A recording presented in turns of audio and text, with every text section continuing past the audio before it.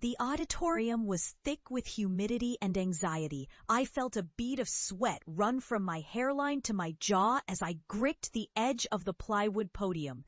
My school's principal, a man with an impressive comb-over and expressionless eyes, had just called my name for the closing remarks at graduation. All week, I'd rehearsed my speech in my tiny bedroom until the wallpaper threatened to peel off the walls. I thought it would be a moment my family would remember. A proud closing note for 12 years stacked with perfect attendance awards and test scores. I cleared my throat. Thank you, Principal Kim, and thank you, teachers, parents, and friends. Today, we stand on the edge of a new chapter. My voice cracked. I recovered. When I was 10, I made kimchi with my halmoni and realized. Someone coughed loudly in the crowd, long and fake. It sliced through my sentence. The auditorium rippled with a chuckle. Undeterred, I continued. I realize that food is more than just a meal. It's... There goes Chef Boy again. A voice cut in, this time bold, floating up from the cluster of boys from my homeroom. Laughter scattered the assembly like a sudden breeze. Even on the stage, I could hear my uncle's deep-throated snort, my aunt's whispered tisk right behind him. Between the rows, my father sat with his arms folded, jaw stiff, my mother pressing a tissue to her mouth as if holding back words or grief. Their faces were impassive, marred by disappointment I'd come to know too well. I squeezed my notes. Cooking is, I tried, but the principal gently pulled at my elbow, a small, perfunctory smile on his lips, eyes not meeting mine. Thank you, Woojin. That's enough. His voice was smooth with practiced authority. My speech ended there, drowned by polite clapping and the underlying laughter. I did not cry, not that day. Outside, families gathered in knots, snapping photos.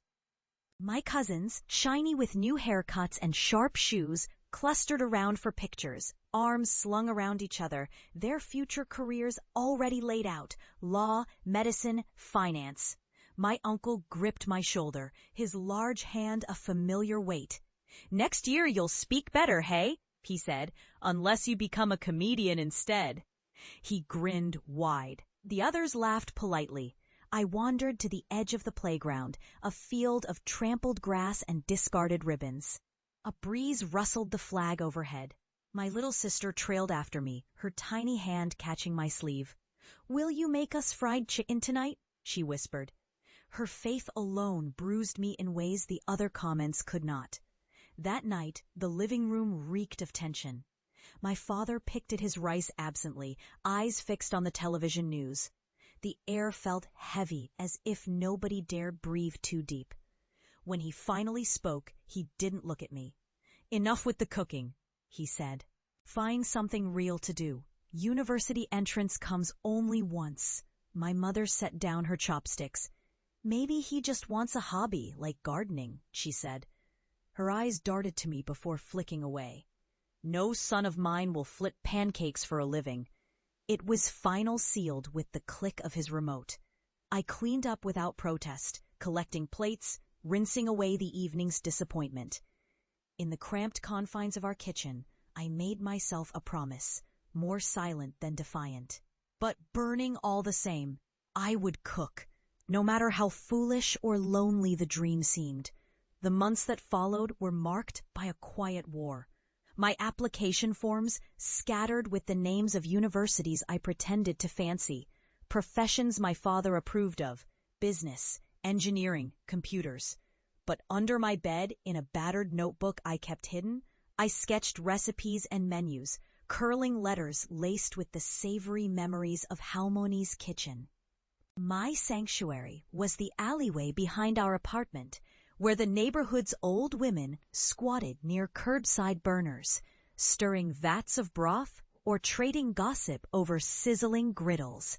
Ginger, garlic, gochugaru fragrance, thick enough to fill the emptiness in me. After midnight, when the city was mostly asleep, I'd sneak down and practice useless skills, folding egg crepes, flipping John on a makeshift pan, sculpting mandu with my cold, trembling fingers. At 19, after rejecting my entrance offers, all of them, I scrawled an application to a small culinary institute in Gangnam, the cheapest one I could find. I forged my mother's signature. Tuition was piecemeal, early morning shifts at a bakery, late nights washing dishes in the city's garish neon districts, sleep snatched between train rides and recipes memorized by moonlight. No room for error, and no family to boast to. The first years were brutal. Kitchens, I learned, were a strange kind of battlefield. Scorched hands, barking instructors, the constant gnaw of hunger and exhaustion. There was no room for ego or mistakes. My money ran thin before the first year ended. On nights I felt especially raw, I'll admit I'd sit on the riverbank, hunched under the Han River Bridge, and stare at the city's glass towers. All those windows burning with lives I could never enter. Sometimes I wondered if I should join the crowds rushing towards morning trains, slip into an office, disappear like everyone else. But every time, I found my way back to the kitchen. I craved the chaos, the hiss of onions meeting a hot pan, the order and beauty hidden in a plate arranged just so. I called my sister when I could, listened to her describe high school, her voice always bright and hopeful. She was the only one who asked for recipes, insisted I would open a big restaurant and feed all the haters until they explode. I didn't hear much from my parents. Only when I came home for Chuseok, twice in 4 years, did my father speak of it, and never kindly. "Are you done with this foolishness yet?" he'd ask, already knowing the answer. I graduated from culinary school without fanfare. Nobody came to my ceremony. That night, I walked the city alone, drifting under the orange glow of streetlights, and promised myself I would not disappear, no matter how invisible I felt. My break came small and accidental. A sous chef quit, mid-rush, at a mid-tier French-Korean fusion place where I cleaned floors and plucked microgreens before sunup. The executive chef, desperate, shoved me forward as a replacement. "Just don't burn it," he snapped, expecting failure. But the rhythm of banchan and beurre blanc made something bloom in me. I worked blind, hands knowing what my brain could not voice, plating, garnishing, tasting, again and again. Soon, my dishes were mentioned in Yelp reviews, then in a local blog, and finally in a glowing piece by a food critic for a city magazine. My bulgogi tartine was described as haunting and brave. Still, it astonished me every day that people would eat my food and smile. I was sure the city would wake and realize the mistake at any moment. For 5 years, I did not visit home except for funerals and obligated holidays. Sometimes my uncle's voice traveled through my phone. Nagging lines left on voicemail. "Still playing with your little fire? They said you were on TV. That's a joke, isn't it?" Each taunt less like a scar and more like an old scab, ugly but harmless. But Seoul is generous to the obsessed. Night after night, sweat-soaked and sleep-deprived, I climbed from station to station, restaurant to restaurant, each time higher up the ladder, until one humid August morning, I was offered a battered storefront in Jongno, a place whose previous owner had run out on the rent. The kitchen was a coffin. No air conditioning. The walls stained yellow from decades of boiling soup. Cockroaches fled from every open cabinet. But I saw something beautiful, the same way I saw halmoni's flour-dusted hands, the gleam of vinegar in the sun.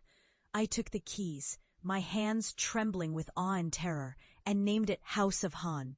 The first month, I fed construction workers and late-night office drones, offering 2 dishes only, dak galbi and kimchi fried rice.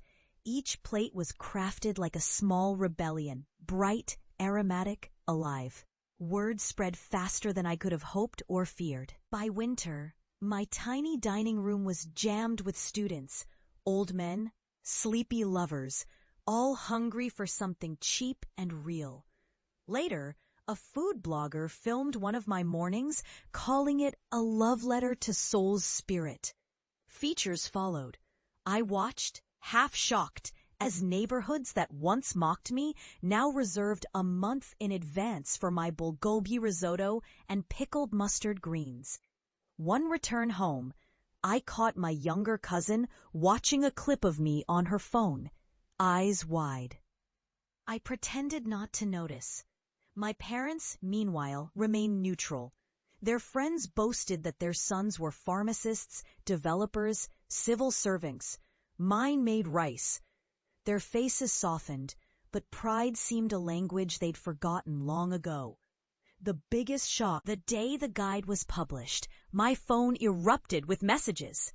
A single star, awarded to a nameless little shop in Jongno. My name in bold print.